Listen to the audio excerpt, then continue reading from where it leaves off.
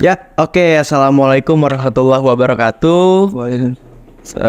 Halo semuanya teman-teman ilmu politik. Jumpa lagi dengan kita di podcast ilmu politik dari Himapol ya. Yang mana di episode kali ini kita bakal ngebahas terkait pemuda pengubah peradaban. Nah, apa aja sih yang bakal kita bahas? Hari ini kita udah punya dua narasumber yang benar-benar hebat banget, yang benar-benar keren banget dari teman-teman ilmu politik juga. Di sini ada Bang Adam dari angkatan 2020 dan ada Bang Wahid dari angkatan 2021. Bang Adam, apa kabar? Sehat. Alhamdulillah. Bang Wahid? Alhamdulillah. Alhamdulillah. Oke, mungkin langsung aja kita ngobrol-ngobrol ya dengan Bang Adam dan Bang Wahid. Mungkin dari Bang Adam dulu nih.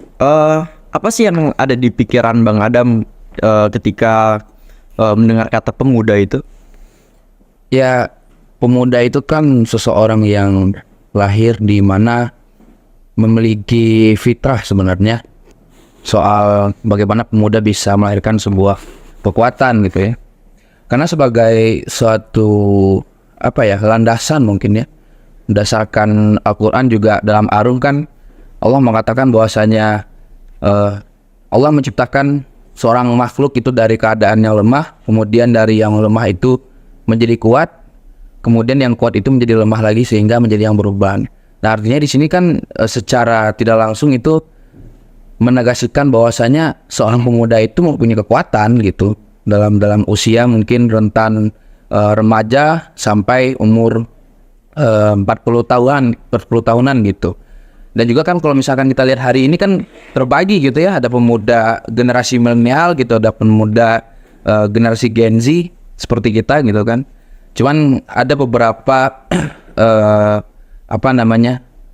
pembeda lah bagaimana Gen Z dan Gen M hari ini bisa memunculkan suatu framing yang baik di masyarakat gitu kan.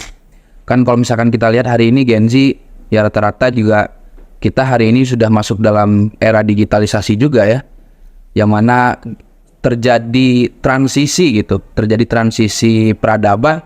Dulu pemuda-pemuda itu kan sekolah nggak pakai HP, terus juga internet belum ada, semua serba auto gitu kan.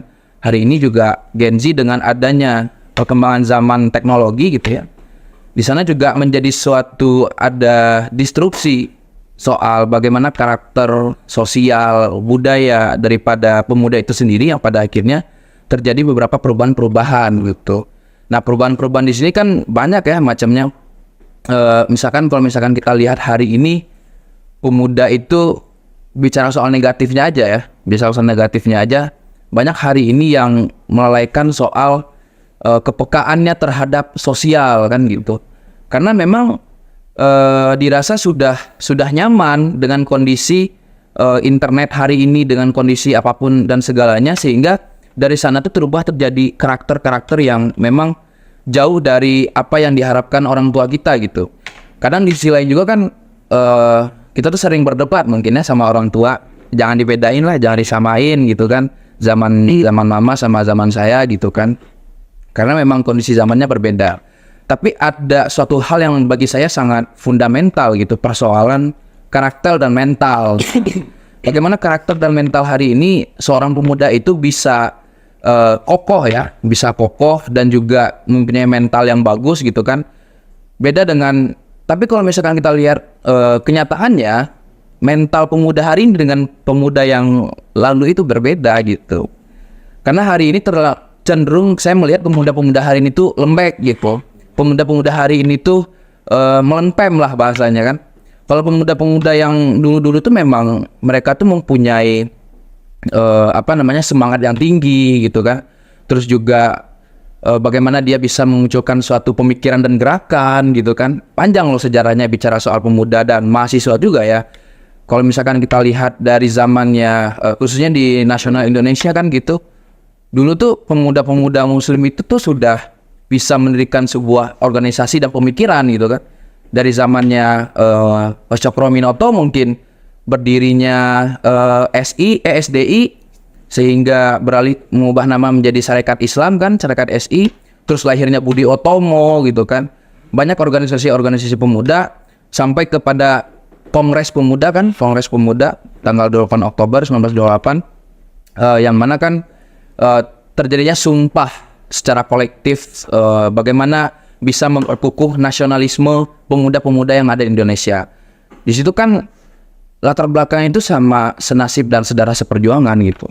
Kan di sana juga terbagi ada Jong Sumatera, Jong Jawa, Jong Betawi juga pada saat itu melakukan kongres di beberapa tempat untuk memperkukuh sumpah daripada pemuda itu. Bagaimana pemuda hari ini bisa lepas dari belenggu-belenggu yang ada pada masa penjajahan gitu. Jadi bicara soal pemuda itu juga panjang lah, sampai ke ranah mahasiswa, bagaimana reformasi 98 itu kan mahasiswa berperan penting dengan pemuda bisa melengsarkan kereziman Orde Baru pada saat itu kan, sehingga beralih ke zaman reformasi pada saat itu, perubahan sistem dan sebagainya. Pun juga di negara-negara luar pun sama gitu, kayak di negara-negara Timur Tengah, bagaimana peran pemuda bisa merubah sistem yang ada di negaranya aja sendiri gitu. Kan sangat luar biasa gitu. Hari ini bicara soal pemuda, jangankan kita buat merubah sistem negara, sistem kampus aja masih belum goals gitu kan. Bagaimana kita bisa merubah suatu sistem, suatu konsep gitu kan. Sedangkan kita juga hari ini bicara soal konsep masih mentah gitu. Jadi perlu perhatian khusus lah hari ini, bagaimana kita bisa meningkatkan kualitas daripada pemuda hari ini. Kita kembali, coba kita refleksi dengan zaman-zaman dulu gitu kan. Pun juga bicara soal peradaban Islam, ya masuk ke wilayah Turki Utsmani pada saat itu kan ada seorang pemuda Muhammad Al-Fatih pada saat itu yang memang menaklukkan Konstantinopel gitu ya, di Turki Utsmani, yang mana kan terjadinya suatu peradaban Bizantium ya pada saat itu, kekaisaran Romawi, ada Bizantium Timur, ada Bizantium Barat pada saat itu juga. Dan yang mana kan yang Barat itu Roma, kalau misalkan yang Timur itu di Konstantinopel, nama ibu kotanya kan gitu. Yang Muhammad Al-Fatih itu kalau misalkan saya melihat ya, bicara soal iri ya saya iri gitu. Maksudnya Muhammad Al-Fatih itu orang yang dikatakan Nabi Muhammad SAW, yang mana akan ada suatu masa di mana kebangkitan Islam itu menjadi suatu kebahagiaan gitu kan, kebahagiaan daripada suatu peradaban dan umat muslim itu sendiri. Ternyata harapan itu bisa direalisasikan oleh Muhammad Al-Fatih gitu, Sultan Muhammad II, yang dilandaskan oleh iman, didorong oleh suatu harapan yang disampaikan Nabi Muhammad, bahwasanya orang yang menaklukkan itu adalah saya gitu. Dan memang ternyata benar gitu. Walaupun dalam prosesnya juga kita lihat bagaimana Muhammad Al-Fatih itu kan bicara soal pendidikan karakternya itu kan menjadi hal yang sangat fundamental bagi dia. Karena Muhammad Al-Fatih itu mempunyai guru-guru besar, syekh-syekh yang emang merawat Muhammad Al-Fatih itu dari segi psikologisnya, dari segi pemikirannya dan sebagainya, karakter dan sebagainya, yang memang menjadikan Muhammad Al-Fatih itu matang gitu. Matang di usia kecil aja udah matang. Usia 8 tahun Muhammad Al-Fatih itu udah bisa khatam Al-Quran. Usia 12 dia diangkat jadi sultan. Usia 21 dia menaklukkan Konstantinopel. Hari ini kita bicara soal pemuda, usia 21 kita ngapain gitu kan. Gitu kali. Jadi refleksi lah hari ini bagaimana perkembangan pemuda gitu ya. Gitu. Oke, artinya Bang Adam juga melihat peran pemuda ini dari masa ke masa memang begitu penting ya. Begitu penting. Emang. Oke. Kalau Bang Wahid sendiri gimana sih ngelihat pemuda itu dari masa ke masa? Ya. Sebenarnya kalau berbicara terkait daripada pemuda, tentu tidak pernah jauh dari kata peradaban dan perubahan gitu. Sesuai dengan perkataan Insinyur Soekarno bahwasanya 1000 orang tua itu bisa bermimpi, tetapi kemudian 1 orang pemuda bisa membentuk dunia kan gitu. Iya. Artinya kan pemuda ini lekat dengan sebuah garda terdepan ya, yang melakukan sebuah problem solver kan di dalam tatanan masyarakat. Tentu setiap zaman pasti memang punya coraknya masing-masing, punya kulturnya masing-masing, dan punya gayanya masing-masing gitu kan. Dan misalkan zamannya Nabi Muhammad SAW gitu kan, apa yang disampaikan oleh Bang Adam tadi sudah jelas gitu kan. Waktu itu kan ada salah satu sahabat Nabi juga ya, dan memang kita tahu sendiri seperti Thalhah bin Ubaidillah gitu kan. Kemudian daripada Zaid bin Sabit, Sayyidina Walid, Sayyidina Ali bin Abi Thalib, Walid bin Walid gitu kan, yang memang mereka lah yang menjadi salah satu tonggak-tonggak dakwahnya dan Islam begitu kan. Artinya kan dalam memperjuangkan sebuah nilai-nilai Islam, sebuah tatanan-tatanan Islam, para pemuda ini kemudian berkecimpung di dalam sebuah perjuangan Islam tersebut gitu kan. Saya teringat betul kisahnya si A'ong bin Abu Aqum tuh. Salah satu pemuda yang hidup di Bani kafilah Abu Jahal waktu itu. Iya. Yang memang waktu itu Nabi Muhammad SAW datang kan ke tempatnya Aqom itu kan. Nah, Aqom dengan kemudian keberanian dan ketangguhannya menyambut baik kedatangan Nabi Muhammad SAW. Karena yang saya tahu betul begitu kan, bahwasanya posisinya itu bisa menimbulkan sebuah polemik. Karena ya secara tidak langsung artinya ketika Nabi Muhammad SAW disambut dengan baik begitu kan, sampai kemudian kalau ketahuan sama Abu Jahal gitu kan, artinya nanti yang terancam kan juga si Aqom ini nih, ya. Dan saya kira zaman dulu memang para pemudanya ini tangguh dan berani gitu ya, dan berani kan. Artinya mentalnya itu mental pejuang lah. Betul apa yang dikatakan mental kerupuk kayak gini, mental ya sedikit-dikit di opresor sedikit, back gitu, kena psikis gitu kan. Artinya kan penuh perjuangan dan struggle yang memang cukup panjang gitu kan. Dan saya kira memang berkenaan dengan pemuda, ya kita tahu sendiri lah, siapa yang nggak tahu Louis Dekker gitu kan, Hajar Dewantara, Ki Hajar Dewantara, kemudian Dr. Mangunkusumo kan, Cipto Mangunkusumo yang 3 sangka itu tuh. Nah, kemudian berperan aktif dalam berdirinya Budi Utomo kala itu. Iya. Saya kira para pemuda dahulu ya memang punya perjuangan dan nafas yang secara tidak langsung peduli gitu kan akan masa peradaban dan juga zaman. Artinya kan pemuda-pemuda dari zaman ke zaman saya kira punya basicnya masing-masing gitu kan. Pemuda zaman dulu ya identik dengan sebuah perjuangan yang tidak kenal lelah gitu kan. Kemudian berkenaan juga dengan sebuah tonggak peradaban gitu kan. Kalau ada sebuah kaidah al-ulama warasatul anbiya, saya kira ya pemuda waris para nabi gitu ya. Pemuda waris nabi ya. Para nabi gitu kan. Artinya ya pemuda lah yang kemudian mewariskan daripada sebuah perjuangan Nabi Muhammad dalam menyiarkan agama Islam kan, saya kira begitu. Dan apa yang kemudian menjadi catatan kritis hari ini, pemuda belum sampai ke taraf sana. Artinya belum bisa meromantisasi sebuah historis zaman yang bisa menjadikan bahan refleksi. Betul kata Bang Adam tadi gitu kan. Kita lihat hari ini ya dewasa ini saya kira di zaman 5.0 gitu kan, banyak pemuda yang belum melihat bagaimana perkembangan zaman hari ini mulai terasa gitu kan. Artinya kemanjaan postmodern hari ini saya kira menjadikan banyak pemuda ini leha-leha gitu kan. Banyak yang kemudian tidak punya rasa dan juga tidak punya daya dobrak yang tinggi gitu kan untuk berjuang, sehingga mozaik dalam kepingan-kepingan gerakan-gerakan ini saya kira sudah mulai luntur. Iya kan. Karena berkenaan juga dari tadi statement Bang Adam ya, lebih spesifiknya kita sebagai mahasiswa lah. Saya kira sebagai mahasiswa ya tentu sudah selayaknya gitu kan, sudah sepatutnya ikut berperan andil ya dalam gitu kan perubahan dan juga sebuah tatanan zaman lah. Hari ini kalau kita lihat banyak pemuda yang saya kira masih apatis. Masih banyak pemuda yang saya kira belum peduli akan isu-isu nasional kah atau internasional atau transnasional kan. Saya kira banyak pemuda-pemuda yang masih gagap dan gugup tuh ya, Jangankan kita untuk mengubah dunia, betul tadi ya Bang Adam, mengubah tatanan kampus pun kita masih mengawang-awang gitu kan. Ditanya konsep masih mentah begitu, apalagi teknis gitu kan. Artinya saya kira ini menjadi sebuah bahan evaluatif, bahkan kritis kita gitu kan untuk melihat sebuah fenomena hari ini yang memang perlunya kita untuk membaca zaman ini disayangkan kalau semisal hari ini tidak dibarengi dengan sumber pengetahuan yang mendalam gitu. Apalagi memang pemuda ya kerap dengan sebuah pelekatan artinya sebuah entitas yang penuh menggebu-gebu gitu kan, akan ya sebuah tantangan, akan sebuah konflik dan dinamika yang ada, betul.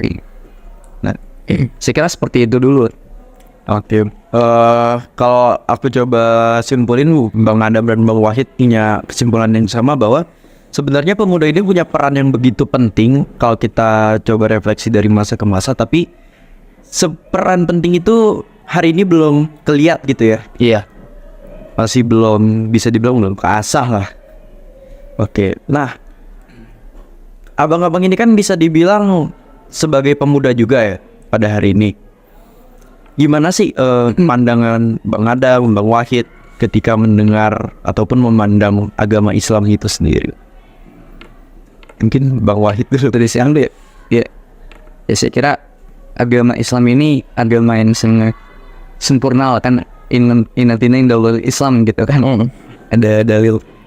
Tapi kemudian saya kira persoalan Islam bukan hanya berkutat kepada ibadah-ibadah seremonial belaka gitu kan. Artinya Islam adalah agama yang universal dan tiada begitu kan.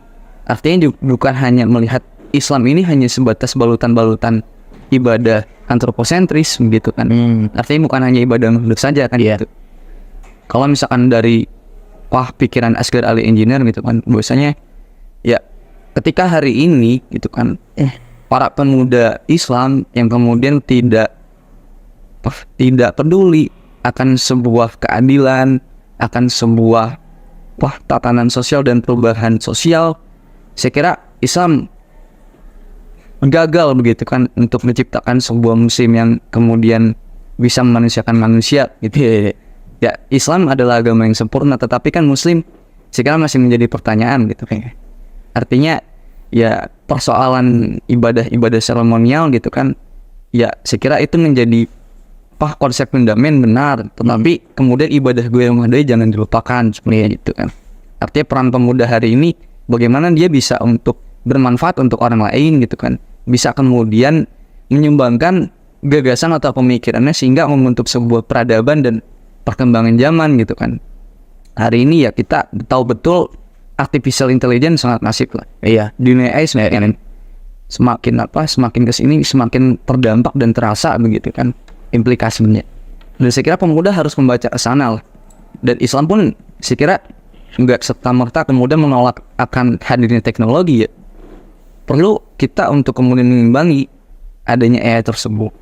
Bagaimana hari ini ya pemuda harus menjadi subjek proaktif, subjek yang kemudian kritis, subjek yang kemudian komunikatif untuk melihat perkembangan era AI tersebut gitu. Iya. Karena kalau misal hari ini pemuda apatis gitu kan, kemudian pemuda tidak peka dalam sebuah fenomenologi sosial, ya saya kira siapa lagi gitu kan yang akan meneruskan tonggak perjuangan para founding father kita. Iyalah, saya kira Sultan Syarif kecewa banget, kecewa pemuda hari ini cuma tidur aja gitu kan. Apalagi Tan Malaka juga kecewa, nangis dalam kubur. Jadi kira aja, memang kan sebuah konsep Islam, saya kira tadi yang sudah disinggung banyaknya itu kan selalu kental dengan peran-peran pemuda gitu. Iya. Peran pemuda yang kemudian menjadi salah satu pejuang, menjadi salah satu para penggerak gitu kan, yang kemudian bisa memajukan Islam gitu kan. Saya tahu betul begitu kan ketika Sunan Gunung Jati gitu kan, Syarif Hidayatullah gitu kan, beliau waktu nidanya itu tidak pernah lelah dalam kemudian menimba ilmu keislamannya, bahkan sampai ke Mesir kan waktu itu. Dan saya kira inilah yang bisa dijadikan sebuah contoh, inilah yang kemudian bisa menjadikan sebuah pelajaran gitu kan, menjadi sebuah bahan edukasi hari ini. Bahwasanya pemuda ini jangan sampai hari ini kemudian acuh, kemudian bahkan hanya berkutat kepada ibadah seremonial belaka saja begitu kan. Yang saya kira krisis moral hari ini itu bukan berkenaan dengan ketika kita kemudian berangkat ke masjid lalu kemudian kita berzikir tanpa melihat sekeliling kita banyak yang kelaparan gitu kan. Iya. Krisis moral yang sebenarnya kan itu. Artinya kita bersikap netral ketika berada dalam sebuah krisis moral yang ada gitu kan. Nah, saya kira persoalan emansipatoris, nah ini berkenaan dengan pemuda gitu kan. bagaimana pemuda hari ini yang notabene-nya adalah para kaum-kaum terdidik gitu kan, ini bisa menjadi gerbong terdepan dalam melakukan sebuah pembebasan gitu kan. Iya. Apalagi berkenaan dengan Islam, saya kira sangat berat lah, sangat luhur lah. Artinya Islam ini kan agama yang kemudian tidak mengenal persoalan ibadah saja gitu kan. Artinya bagaimana kemudian hari ini gitu kan, hemat saya, pemuda sebagai salah satu entitas yang memang berkembang dari segi experience dia, dari segi pengetahuan dia gitu kan, dia bisa melakukan sebuah inovatif di masyarakat kah gitu kan. Karena kan khairun nas anfa'uhum linnas gitu kan. Manusia yang baik adalah manusia yang bisa bermanfaat untuk orang lain, untuk orang lainnya gitu kan. Artinya bagaimana nih, sudah sejauh mana pemuda hari ini bisa bermanfaat untuk orang banyak, dan apalagi Islam gitu ya. Artinya kan pelekatannya ke sana kan.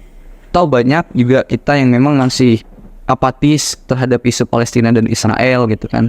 Toh banyak kita masih apatis terhadap sebuah isu-isu agama yang hari ini saya kira di India juga sudah mulai gencar tuh kan. Artinya konflik-konflik agama seperti ini ya, saya kira pemuda-pemuda Islam ya untuk kemudian menjawab persoalan hari itu gitu kan. Karena ya tadi gitu kan, Islam hadir sebagai rahmatan lil alamin lah.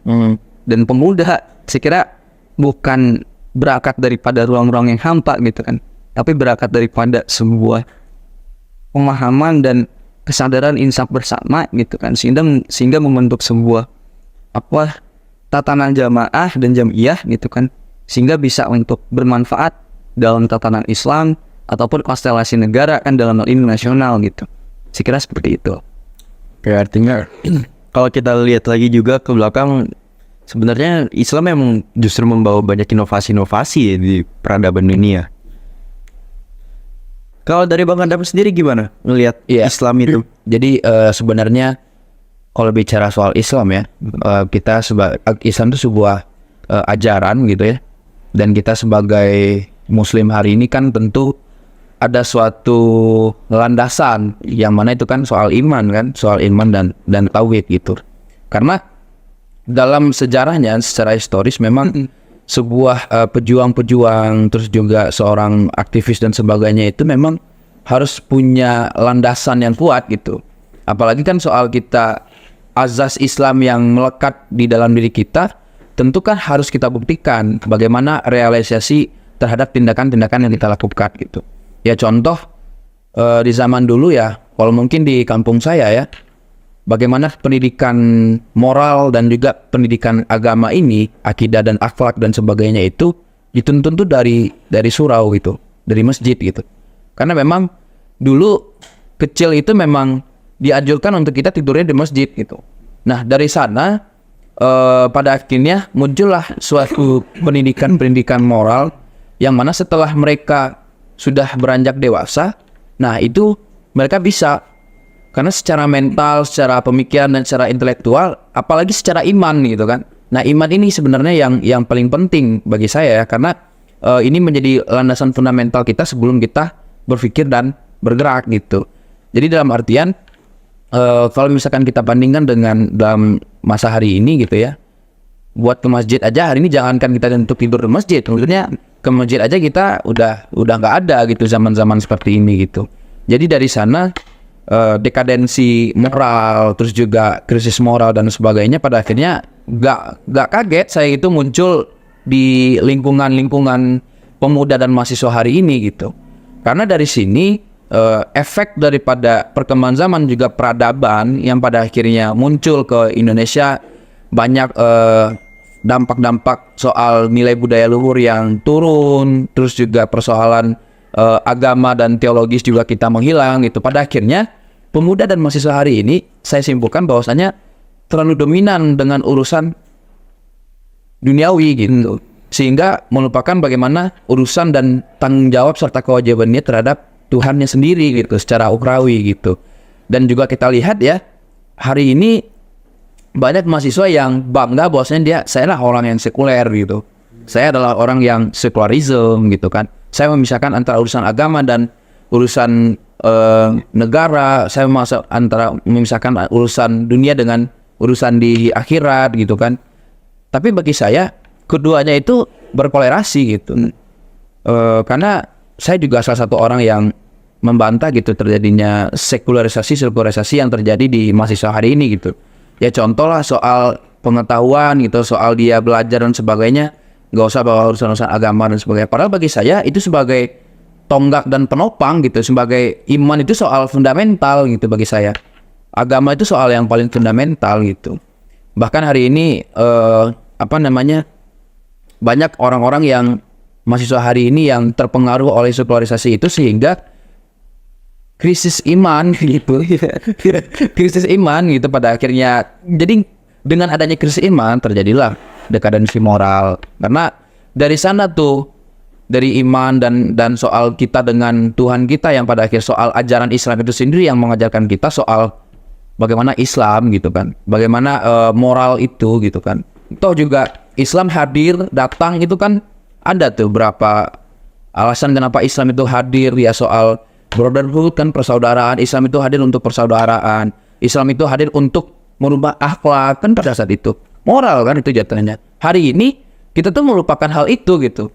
Sehingga ya nggak wajar hari ini pemuda dan mahasiswa banyak yang jadi begal, terjadinya kriminalitas yang tinggi.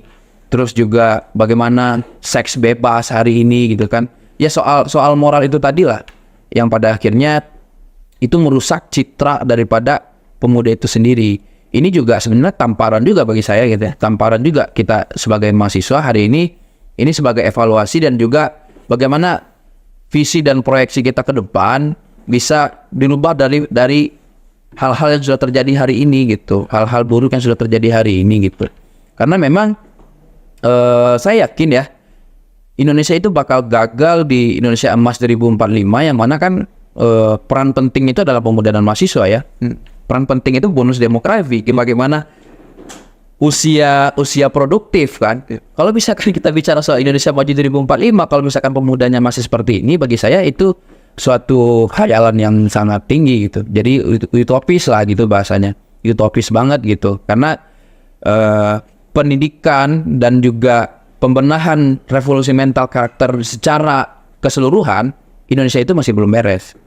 SDM-nya itu secara mindset, secara mental tuh masih sangat-sangat rendah gitu posisinya.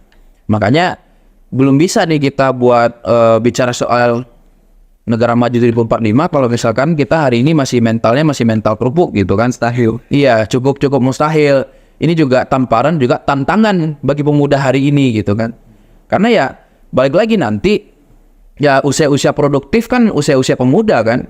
Nah usia-usia produktif usia-usia pemuda. Kita udah bikin apa, udah memberikan apa terhadap negara. Kita udah memberikan apa terhadap Islam. Kan gitu. Bagaimana dakwah yang kita lakukan setiap hari gitu kan kepada sesama muslim dan sebagainya. Terus juga misi Nabi Muhammad ya yang harus kita teruskan gitu kan. Pengembangan zaman dan peradaban Islam hari ini. Karena berdasarkan yang kita percaya ya, akan ada juga nanti suatu masa Islam itu akan bangkit kembali gitu kan. Islam itu akan bangkit kembali pasca runtuhnya Turki Utsmani gitu ya. Setelah Turki Utsmani bisa melakukan Konstantinopel, terus juga Turki Utsmani mengalami penurunan, Islam itu bakal bangkit lagi. Cuman kita nggak tahu waktunya. Makanya ada yang bilang pembangkitan Islam akhir zaman kan ketika Imam Mahdi sudah turun dan sebagainya. Nah, itulah yang mana harus kita persiapkan dari sekarang. Bagaimana pemuda dan muslim itu bisa menjadi tonggak dan juga garda terdepan suatu peradaban Islam dan juga peradaban sebuah negara gitu. Karena memang sangat berperan penting di sana gitu. Oke, artinya kita dari tadi memandang pemuda itu dari segi kritis. Iya. Kita juga ngekritik pemuda-pemuda generasi kita terutama ya. Maksudnya bagaimana kalau kita komparasikan dengan pemuda di zaman dahulu itu melihat pemuda zaman sekarang yang mungkin bisa dibilang kehilangan kesadarannya mungkin. Iya, sebenarnya autokritik terhadap diri kita sendiri gitu ya. Autokritik terhadap pemuda hari ini gitu. Jadi memang harus mempersiapkan penuh lah. Hari ini saya pernah bikin jurnal ya, bagaimana bicara soal pemuda itu bisa menjadi penopang. apa sih yang harus kita lakukan gitu. Sebenarnya pembenahan dari pendidikan di rumah sebenarnya. Karena seorang itu lahir, pertama kali dia mendapat suatu didikan itu kan di rumah gitu. Jadi hari ini soal karakter, soal mental itu dimiliki di rumah. Ketika dia sudah masuk ke surau, udah masuk ke masjid, nah itu di sana dia diajarkan soal agama. Setelah dia keluar, dia bermasyarakat, dia ngopi, dia diskusi kan gitu.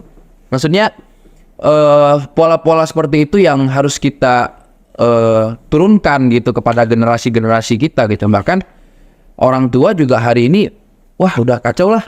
Banyaklah orang tua kemudian yang bunuh anaknya, kan anaknya bunuh orang tuanya, aduh kan sangat miris gitu.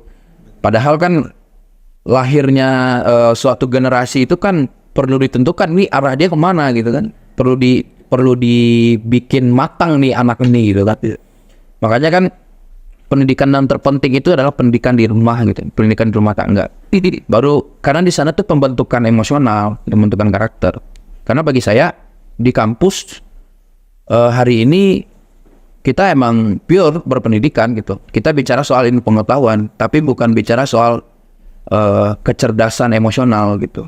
Karena bagi saya setinggi-tingginya ilmu juga pada akhirnya ilmu itu harus bisa membangun satu kebermanfaatan kan pada akhirnya. Ya manusia harus bermanfaat bagi manusia lainnya gitu.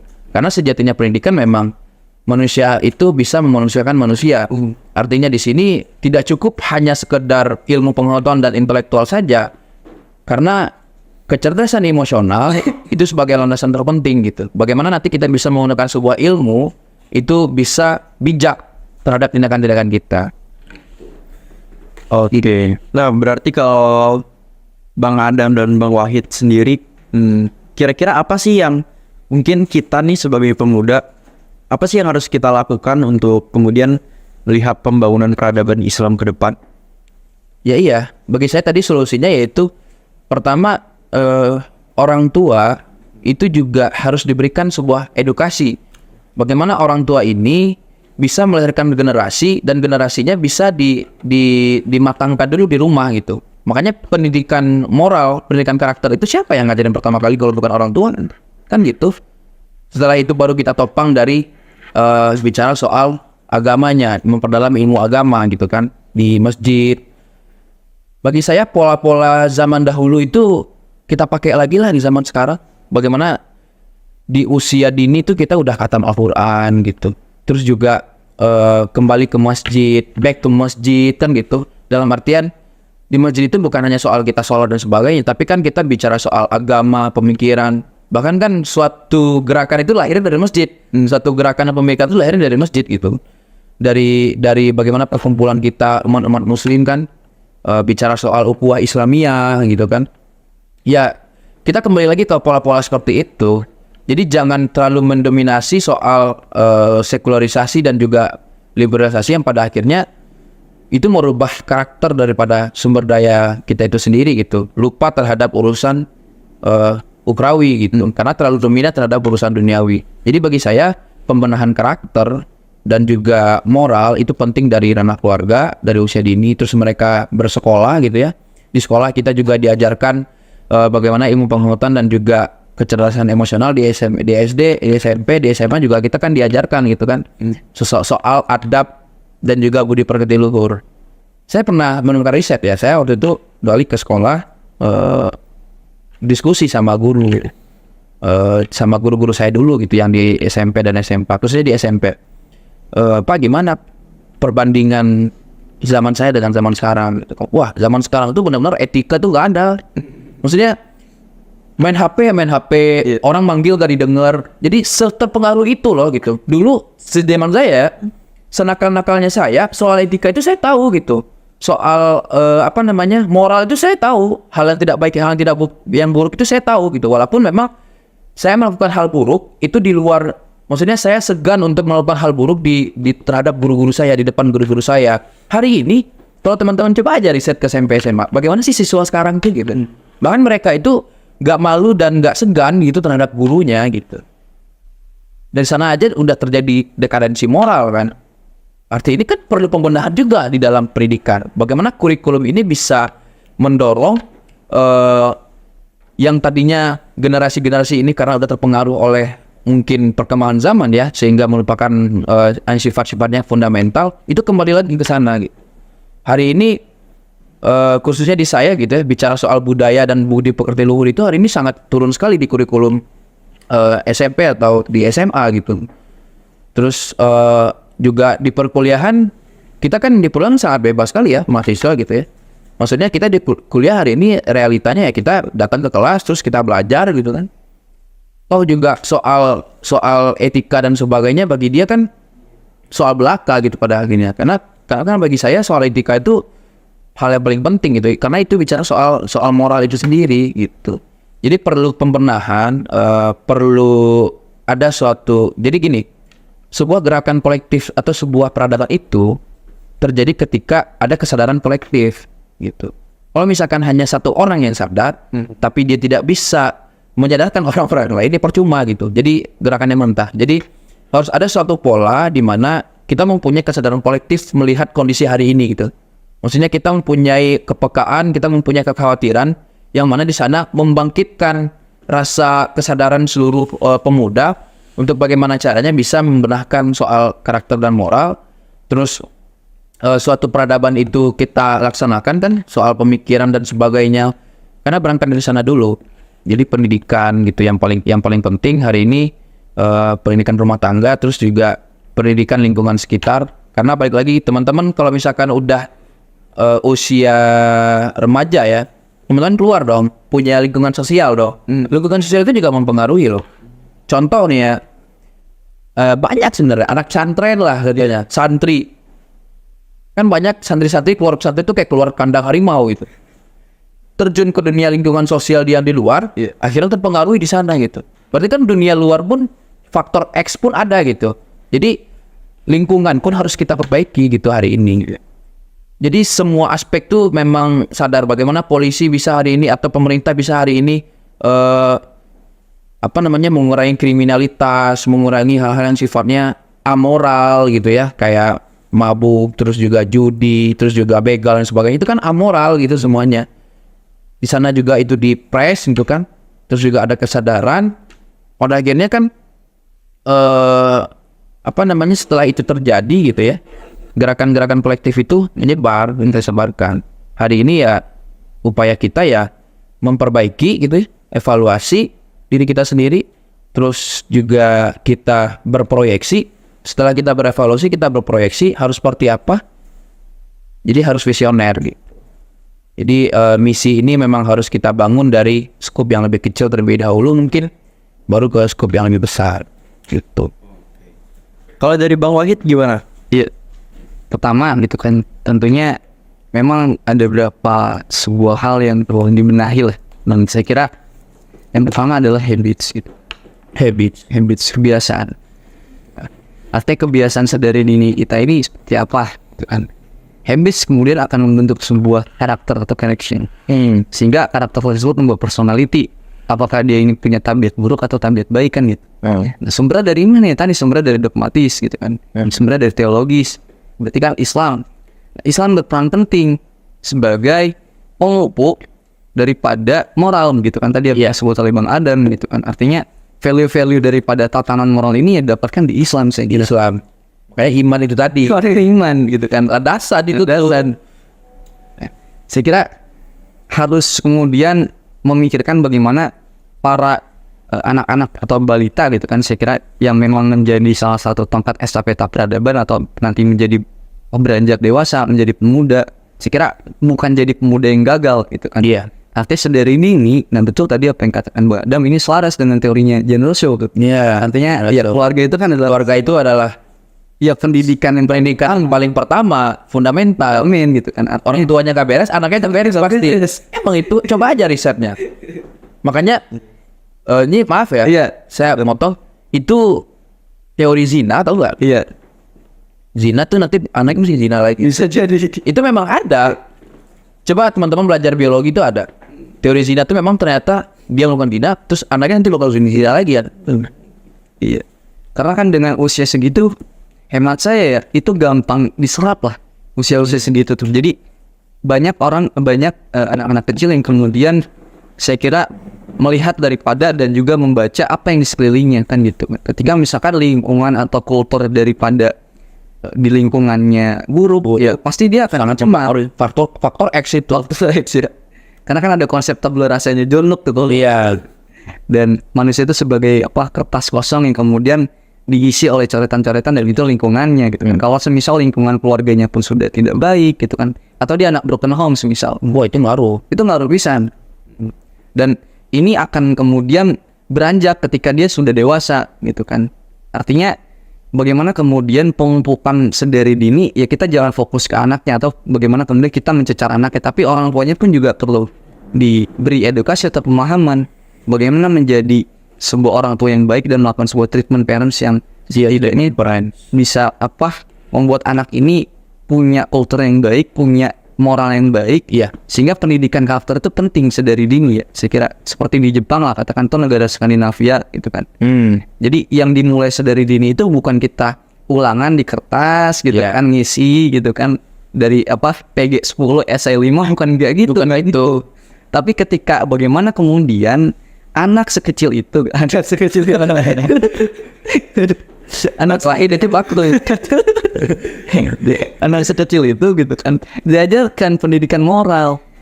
Nah, bagaimana dia bisa mengembangkan dan menemukan potensi diri dia gitu kan. Artinya memang anak-anak bermainnya di sana kan. Tapi kalau misalkan nanti nggak ada yang nggak sepakat, nggak apa-apa lah. Misalkan Bang Adam nggak sepakat atau ada Jinan nggak sepakat, bosnya saya menyatakan manusia itu terlahir dalam keadaan dan posisi yang bengis, saya kira ya. Setiap diri kita ini punya hasrat untuk melakukan sebuah kejahatan atau tindakan yang melanggar asusila.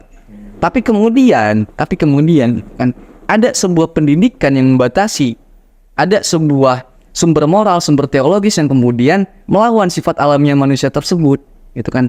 Misalkan gini, anak kecil, misalkan di dekat rumah saya, itu saya sering sekali gitu kan mendengar anak kecil ributan mainan kas, atau kemudian saling ngejek gitu kan. Artinya ya sedari kecil tuh emang bengis, emang jahat gitu kan. Tapi kemudian ketika orang tua memasukkan dia di pendidikan misalkan PAUD, TK atau madrasah diniyah, MI gitu kan, Dia tahu mana yang baik yang mana betul. Dia tahu mana porsinya. Oh, mana nih yang harus dilakukan? Oh, mana yang harus dicegah gitu kan.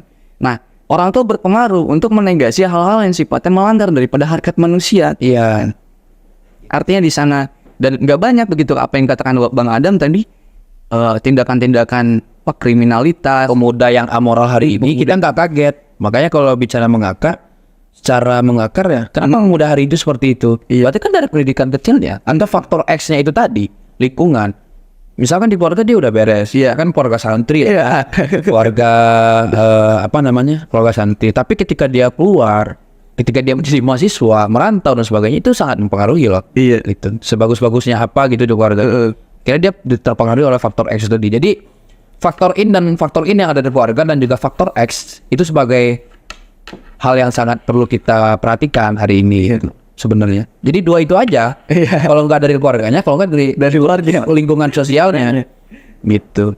Cuman ya saya menyangka ya yang tadi ya soal kan kita mengakar ya pemuda terus lahir dari keluarga gitu ya. Bahwasanya kan tadi Wahid mengatakan dalam keadaan yang bengis.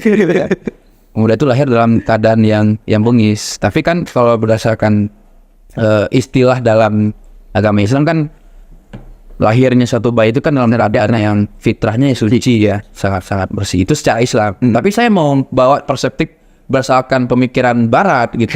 Tokoh-tokoh Barat. Contoh gini, kalau misalkan tokoh Renaissance itu kan siapa namanya? Thomas Hobbes itu kan mengatakan bahwasanya manusia itu adalah serigala bagi manusia lainnya. Memenuhi lupus gitu kan, terus juga monster, Leviathan. Tapi hal itu dibantah oleh John Locke. Sejahat-jahatnya manusia, sebengis-bengisnya manusia itu dibekali akal yang mana itu adalah fitrah. Kata John Locke. Jadi sejahat-jahatnya manusia hari ini, sejahat-jahat sebengis-bengisnya kita tuh punya akal loh gitu. Manusia itu diafirmasi oleh Islam. Manusia adalah makhluk yang paling sempurna di antara makhluk yang lainnya. Kita itu mempunyai akal dan pikiran itu sebagai fitrah yang diberikan ya. Karena malaikat gak punya akal pikiran, bro. Setan gak punya akal pikiran gitu kan. malaikat punya sifat yang baik aja gitu. Setan punya sifat yang buruk, sedangkan manusia mempunyai sifat paradoksal yang saling bertentangan antara baik dan buruk gitu kan. Jadi untuk mencegah dan mengontrol soal kebengisan daripada manusia itu lahir, itu adalah akal pikiran sebenarnya. Dan akal pikiran itu berdasarkan teologis ya ditopang oleh iman terlebih dahulu. Iya. Gitu. Jadi kalau jadi ada beberapa yang mengatakan memang manusia itu lahir dalam keadaan yang bengis gitu kan. Dan manusia itu sangat ego gitu kan. Tapi itu tadi saya baca gitu di bagaimana perkembangan manusia itu sendiri. Ya ada mengatakan monster, juga John Locke mengatakan ya monsternya manusia juga punya akal pikiran kali gitu kata dia gitu kan. Jadi nggak bunuh orang gitu kan. Nggak mungkin bunuh orang kalau memang dia nggak punya kepentingan atau apa dan sebagainya gitu kan. Jadi semua juga didorong oleh faktor X sebenarnya. Tapi hari ini kita harus sadar akal pikiran dan itu adalah sebuah fitrah yang harus kita pompa terus gitu. Gitu.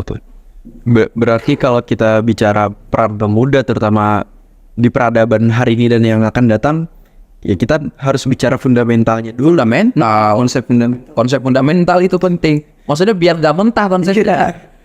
Tapi terkadang ya setiap kebijakan pemerintah soal ya hari ini ya Indonesia Masa 2045 bonus demografi. Tapi saya bagus sebenarnya Jokowi itu pernah punya tagline revolusi mental. Saya apresiasi dari, tapi realisasinya itu mentah. Konsepnya itu pada akhirnya nggak bisa dibumikan gitu konsepnya. Karena ada beberapa variabel yang itu banyak lah aspeknya. Jadi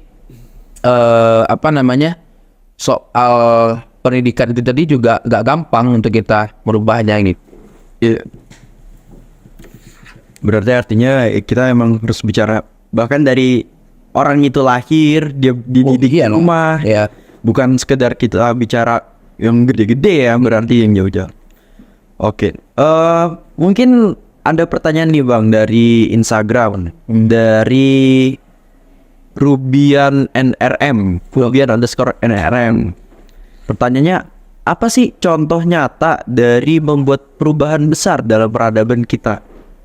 Contoh, banyak contohnya aja. Itu general ya. Maksudnya dalam bidang apa? Mungkin kalau kita sarankan lah dalam bidang peradaban Islam mungkin pada masa-masa sekarang ini. Iya. Ya terakhir kebangkitannya Islam itu ya Turki Utsmani. Iya. Nggak ada lagi. Muhammad Al-Fatih. Bahkan kejadian Turki Utsmani dan juga penaklukan Konstantinopel itu berpengaruh loh terhadap Indonesia. Pengaruhnya di mana? Karena dari kekaisaran Turki Utsmani itu waktu itu ada, saya nggak lupa namanya, ada suatu orang yang dititipkan, kalau nggak salah itu sama bapaknya Sultan Muhammad Al-Fatih ya, dititipkan untuk pergi ke Indonesia pada saat itu menyebarkan Islam. Dan juga penaklukan Konstantinopel itu juga berpengaruh soal hubungan Eropa dan juga Indonesia dalam konteks perdagangan. Indonesia dalam konteks perdagangan ya, dan juga Indonesia itu lahirnya Islam itu dari perdagangan loh, gitu pernah. Kalau misalkan teorinya siapa? Buya Hamka datangnya pada abad ke-7 gitu kan. Itu juga kalau misalkan dia menanyakan soal bagaimana bukti konkret, konkret gitu. Kalau misalkan kita bicara Turki Utsmani itu sangat berpengaruh terhadap dunia Islam. Emang benar-benar dalam masa kejayaan, masa emas dan masa kejayaan pada saat itu. Hari ini kita cuman terbelenggu oleh hal-hal yang sifatnya sejarah, tapi tidak bisa kita untuk membuat sejarah kan. Bisa buat sejarah baru nanti gitu. Barangkali. Gimana kalau dari Bang Wahid? Ya, memang kalau memang persoalan daripada konkretnya ya tadi apa yang sudah disampaikan oleh Bang Adam, katakanlah bahwasanya implikasi daripada penaklukan Konstantinopel dan juga pasca Turki Utsmani, saya kira ini berimpak besar jadi ke Indonesia bahkan gitu kan. Artinya probabilitas daripada perjuangan Muhammad Al-Fatih, saya kira ini terasa lah gitu kan, bagaimana menjadi salah satu panutan dan salah satu figur pemuda Islam gitu, membangun spirit kita. Iya, membangun sebuah spirit dan struggle kita dalam memperjuangkan nilai-nilai keislaman. Tapi apakah kemudian pemuda yang mana kan gitu pertanyaannya? Ya pemuda yang kemudian peduli lah akan kejayaan Islam gitu kan. Artinya kan tidak semua pemuda artinya tahu, paham dan bahkan kemudian melek akan kebangkitan Islam, akan keruntuhan Islam, atau bahkan nanti pun Islam akan bangkit kembali gitu. Pertanyaan kapan? Ya kalau melihat hari ini pemudanya masih jarang ke masjid gitu kan, masih kemudian banyak yang tidak kemudian mengejawantakan rukun iman dan rukun Islam. Iya. Dan yang ajan pun aki-aki lagi tuh di masjid. Jangan berharap banyak adanya jangan berharap banyak terhadap adanya suatu perubahan. Artinya kan permasalahan-permasalahan kecil pun belum banyak diatasi oleh kita. Bagaimana persoalan-persoalan besar gitu kan. Artinya kan ke sana. Pemuda yang kemudian peduli, pemuda yang kemudian banyak berkecimpung, kemudian kemudian bermuara dalam hal-hal sosial, agama gitu kan. Dan kemudian dalam hal ini adalah politik. Ya saya kira itulah pemuda yang menjadi salah satu aset untuk peradaban gitu kan. Nah, bagaimana hari ini, saya kira contoh konkretnya, contoh kemudian bagaimana bisa membuat sebuah perubahan dan bahkan hal spesifik adalah peradaban Islam gitu kan. Artinya perlu untuk mengimprovisasi nilai-nilai keislaman ya kan. Jangan sampai sebuah nihilistik adanya konsep Islaman ini terjadi di diri pemuda gitu. Jangan sampai lah. Apalagi dekadensi moral kan. Saya kira itu sangat-sangat ironis lah. Hari ini kalau misalkan pemuda hanya peduli akan hal-hal yang sifatnya duniawi gitu kan, sampai melupakan hal yang sifatnya ukhrawi gitu kan. Hanya fokus main game aja gitu kan, hanya fokus nongkrong aja, main gameplay sampai tengah malam gitu kan. Artinya jangan berharap banyak untuk melakukan sebuah perubahan hari ini. Kalau semisal pemuda pun gitu kan, artinya banyak yang kemudian tidak mengedepankan nilai-nilai keislaman, nilai-nilai toleransi gitu kan, nilai-nilai moderat kan, nilai-nilai proporsional dan nilai-nilai keadilan gitu kan. Artinya pemuda hari ini ya kita melihat daripada sebuah masa depan bangsa gitu kan. Pemuda hari ini yang menjadi salah satu balutan peradaban, balutan kemudian perkembangan dan balutan sebuah inovasi-inovasi Islam gitu kan. Ya. Berarti artinya kalau aku coba simpulkan dari tadi pembicaraan kita, bicara tentang pemuda itu panjang banget liarannya. Dan ternyata emang bicara pemuda juga ya bicara peran-peran dalam perubahan peradaban ya di setiap masa ya kan. Dan ternyata ketika kita membicarakan cita-cita yang besar, misalkan kita juga punya cita-cita Indonesia Emas 2045, dan itu nggak sesimpel kita meraih cita-cita itu sih, nggak sesimpel pikiran membalikan tangan. Iya, ternyata yang harus kita pikirkan tuh benar-benar sampai ke dasar-dasarnya. Gimana pemudanya? Karena pemudanya yang berperan ini, bukan orang tua, bukan ibu bapak kita, bukan ibu bapak kita gitu. Kitanya yang nanti bertanya. Ya, dan memang ini jadi otokritik juga seperti tadi Bang Adam bilang. Iya, bahwasannya tadi juga Bang Wahid bilang ya kalau pemuda masih cuman main game, main gameplay, login doang ya kan, itu pernah baca Quran. Jangan berharap tentang masa depan gitu kan. Oke. Mungkin gitu teman-teman, seru banget pembicaraan kita tadi sama Bang Wahid dan Bang Adam terkait pemuda berubah peradaban. Kita juga coba bicara tentang peradaban Islam, bagaimana sejarahnya dan melihat masa depan serta tantangan-tantangannya. Mungkin segitu untuk pembicaraan kita teman-teman.